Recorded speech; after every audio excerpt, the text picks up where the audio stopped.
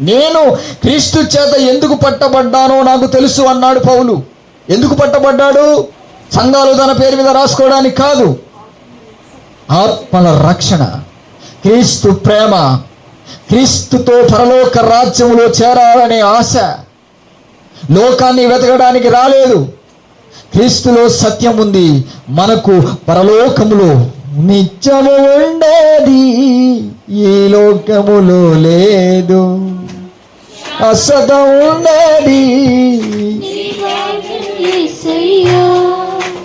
అర్హత పొందుటకు నీ రక్తము కాచావు, నన్ను చేర్చుటకు నీ మార్గం. ఎక్కడుంది? ఇవన్నీ కూడా ఏమైపోతాయి? లయమైపోయే లోకంలో మనం ఉన్నాం. ఒక్కసారి ఆలోచించు. ఇంత సాక్షి సమూహం మేఘం నీకుంది కదా, ఒక్కొక్క దేవదూత వచ్చి బలపరుస్తుంది సేవలో మనల్ని. కానీ మన విశ్వాసం ఏంటంటే, మన లోపంలో, సాతానుగా లోకంలో మన మనసులో ఏం చేస్తాడంటే, మన మనసును చెడిపోని క్రీస్తులో ఉన్న సరళత నుండి తీసేస్తాడు బయటికి.